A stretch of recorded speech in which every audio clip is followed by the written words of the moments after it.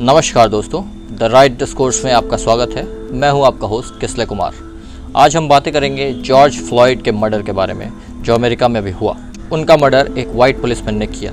जब इस शो को बनाने मुझे लेट हो रहा था तो मैंने ऐसा सोचा कि क्यों ना इस शो को थोड़ा और लेट से बनाया जाए, ताकि ये जो डिस्कशन है, ये जो डिबेट है रेसिज्म के ऊपर, वो लंबे समय तक चलता रहे। अक्सर ऐसा होता है कि आज न्यूज़ आता है, लोग उस पर अपना रोष दिखाते हैं और कल लोग उसे भूल जाते हैं। लेकिन ये डिस्कशंस नस्ल भेद के बारे में या रंग भेद के बारे में, ये डिस्कशंस लगातार चलते रहने चाहिए और इसे ख़त्म नहीं होने देना चाहिए। द राइट डिस्कोर्स मेरे शो का नाम है। मैंने अपने शो के नाम के अनुसार ये डिसीज़न लिया कि मैं इस पर्टिकुलर एपिसोड को थोड़ा लेट से निकालूंगा, जब और मीडिया चैनल्स वाले इस पर शांत हो जाएंगे। जॉर्ज फ्लॉयड का ये मर्डर 4 चीज़ों को दिखाता है। पहला, ऑफ कोर्स, रेसिज्म या डिस्क्रिमिनेशन। दूसरा, स्टेट मशीनरीज को ओवर पावर करना, यानी कि उनको ज़्यादा पावर दे देना और फिर उस पावर का मिसयूज़ किस तरीके से होता है। तीसरा, ये दिखाता है कि इंस्टीट्यूशंस में जो बायसेस होते हैं, किसी भी संस्था में जो बायसेस होते हैं, रंग को लेकर, नस्ल को लेकर, धर्म को लेकर, उस बात को ये मर्डर दिखाता है। उदाहरण के तौर पर आप ये देख लें कि अमेरिका में होमिसाइड के केसेस में जो गिरफ्तारी हुई है, उसमें 51.1% ब्लैक लोगों की गिरफ्तारी हुई है। आपकी जानकारी के लिए मैं बता दूं कि इनका पॉपुलेशन अमेरिका में सिर्फ 13.4% है। तो ये जो गिरफ्तारियाँ हुई हैं, ये अपने पॉपुलेशन के हिसाब से बहुत ही ज़्यादा डिसप्रोपोर्शनेट हैं। अगर बायस के बारे में हम बातें करते हैं तो हम ये भी देख सकते हैं कि अमेरिका में जब भी एक क्रिमिनल को पोर्ट्रे किया जाता है तो उसे एक यंग ब्लैक मैन की तरह दिखाया जाता है जनरली। तो ये अपने आप में एक सोसाइटी में एक फैला हुआ एक बायस को दर्शाता है। अगर आप NAACP, national association for the advancement of coloured people की रिपोर्ट देखें 2014 की, तो वो बताता है कि अमेरिका में बंद कैदियों की जनसंख्या का 34% ब्लैक्स कॉन्स्टिट्यूट करते हैं। अफ्रीकन अमेरिकन की गिरफ्तारी की संभावना वाइट्स के कंपैरिजन में 5 गुना ज़्यादा है। अगर हम अफ्रीकन अमेरिकन औरतों की बात करें तो वाइट औरतों की कंपैरिजन में उन्हें जो सज़ा मिलने का जो दर है वो 2 गुना ज़्यादा है। जो टोटल बच्चे अरेस्ट होते हैं उनमें अफ्रीकन अमेरिकन बच्चे 32% अरेस्ट होते हैं। अगर उन्हें डिटेन किया जाता है तो अफ्रीकन अमेरिकन बच्चे उसमें से 42% कंस्टिट्यूट करते हैं। और अगर बच्चों के केसेस को जुवेनाइल कोर्ट से एडल्ट कोर्ट में ट्रांसफ़र किया जाता है तो उसमें ब्लैक बच्चों की संख्या 52% होती है। चौथे नंबर पे ये केस ये भी दिखाता है कि हमारे समाज में सेलेक्टिव एंगर भी है और रियल आउटरेज भी है, असल गुस्सा भी है। सेलेक्टिव आउटरेज इस मामले में कि आप हिंदुस्तान में देखें, तमाम उसी तरीके के ऑपरेशंस हो रहे हैं लेकिन बोलने वाले नहीं हैं। वही लोग जॉर्ज फ्लॉयड की मौत पे अपनी आवाज़ उठा रहे हैं लेकिन बाकी केसेस पे चुप रहते हैं। और रियल आउटरेज भी है। पूरे विश्व में आज ब्लैक लाइव्स मैटर्स के प्रोटेस्ट चल रहे हैं। अब आइए हम अपने शो के सबसे अहम हिस्से में चलते हैं। मैं आपको एक कहानी सुनाऊंगा रोज़ा पार्क्स के बारे में, जो African American civil rights activist थी, जिन्होंने अलबामा के मॉन्टगोमरी नामक शहर में नस्लभेदी कानून के खिलाफ एक क्रांति लाई थी। सन 1900 में अलबामा में एक कानून बना कि बसों में नस्ल के आधार पर सीटें रिजर्व होंगी। तो वहाँ पे नस्लों को वाइट्स और कलर्ड पीपल के बीच में बांटा गया था। आगे की 4 रोज़ जो होती थी बसों में वो वाइट्स के लिए रिजर्व होती थी, पीछे कलर्ड लोग बैठ सकते थे।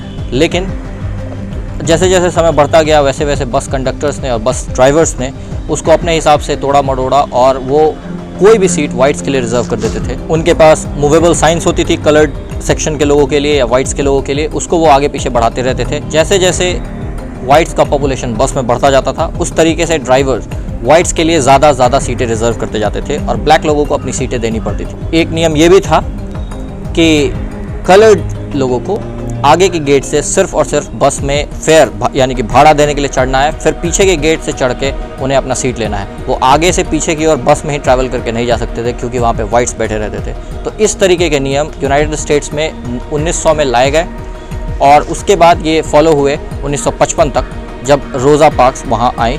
रोज़ा पार्क्स एक दिन बस में बैठी और वो 10 रोज़ पीछे थी वाइट्स के। अचानक एम्पायर थिएटर नाम के एक स्टेशन के पास वाइट्स की जनसंख्या बढ़ी बस में, और ड्राइवर ने क्या किया कि रोज़ा पार्क्स के पीछे वाले सीट तक वाइट्स के लिए सीट रिजर्व कर दी।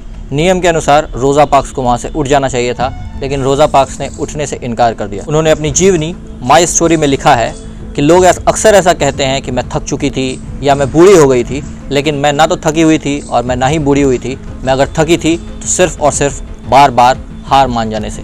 उसके बाद रोज़ा पार्क्स ने वहाँ उठने से इनकार किया। ड्राइवर ने पुलिस बुलाया, पुलिस ने उन्हें अरेस्ट किया और अरेस्ट करने के बाद उन्हें उसी दिन उनके साथियों ने बेल भी दिलवा दी। रोज़ा पार्क्स याद करती हैं कि एमेट टिल नाम के एक बच्चे को, एक अफ्रीकन अमेरिकन बच्चे को लिंच कर दिया गया था 1955 में इस आरोप पे कि उसने किसी ग्रोसरी स्टोर में किसी वाइट महिला के साथ कुछ बदतमीज़ी की थी।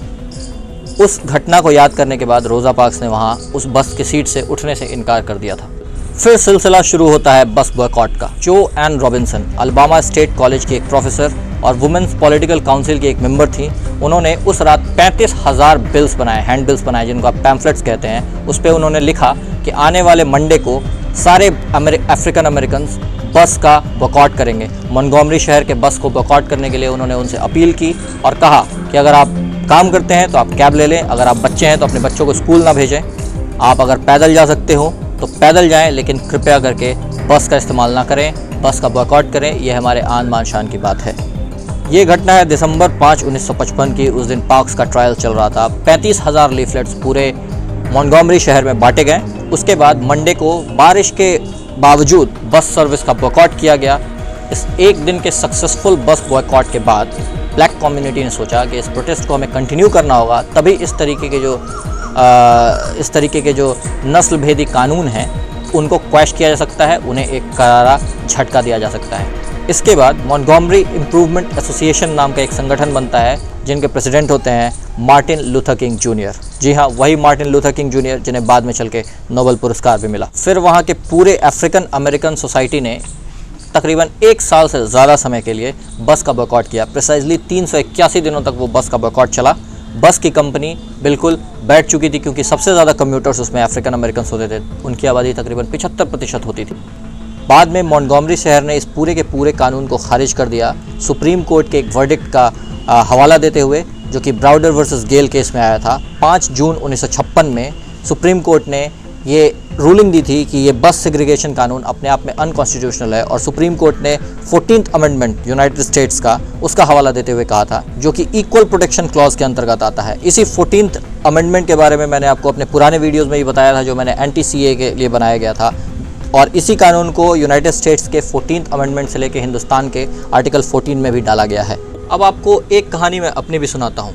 इस कहानी को सुनाना मेरे लिए इसलिए ज़रूरी है क्योंकि मेरा ऐसा मानना है कि कोई छोटा से छोटा स्ट्रगल किसी भी सोशल एविल के ख़िलाफ़ अगर पूरे विश्व में कहीं भी होता है तो उसे बार बार पब्लिक डोमेन में लाना चाहिए, उसे बार बार पब्लिक डोमेन में जीवित रखना चाहिए, ताकि इससे उन लोगों को एक इंस्पिरेशन मिल सके जो कहीं ना कहीं ऑप्रेस्ड हुए हैं, और वो लोग शर्मिंदा हो सकें जो ऑप्रेसर की भूमिका में रहे हैं। दक्षिण कोरिया में मेरे साथ भी एक ऐसी घटना हुई जब मुझे एक क्लब में एंट्री से रोक दिया गया था, ये कहकर कि मैं इंडियन हूँ।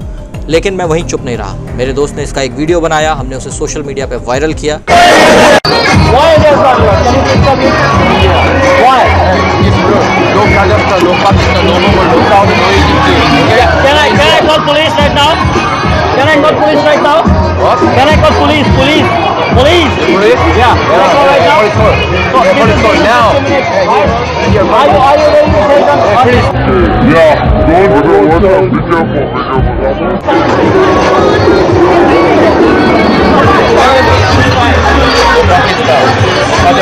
For what? To Saudi, to India, to Egypt, okay, to Mongol. For what? It's good. Yeah, for what?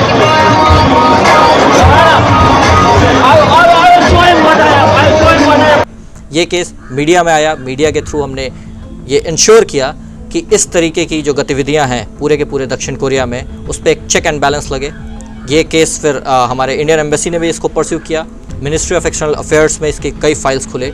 उसके बाद कोरिया के मिनिस्ट्री ऑफ फॉरेन अफेयर्स में भी इसके बारे में चर्चा हुई। एम्बेसी ने अपनी तरफ से एक ज़बरदस्त प्रोटेस्ट कोरियन गवर्नमेंट के इंस्टीट्यूशंस में रजिस्टर किया कि हमारे नेशनल्स के साथ ऐसा ना हो। ये बात सिर्फ मेरी नहीं है, मेरे अलावा 4 देशों के लोगों को और भी वहाँ जाना मना था। ये अपने आप में एक बहुत ही शर्मनाक घटना थी, जिस पे मैं हार नहीं माना, मैं चुप नहीं रहा, और मैंने उन्हें दिखाया कि एक कॉमन इंसान जो अभी इस देश में 1 साल पहले आया है, वो अपनी आवाज़ उठाकर क्या कर सकता है। एक पूरा का पूरा एक अवेयरनेस कैंपेन क्रिएट कर सकता है। हज़ारों लोग मेरे साथ जुड़े थे इस कैंपेन में और उन्होंने मुझे सपोर्ट किया था।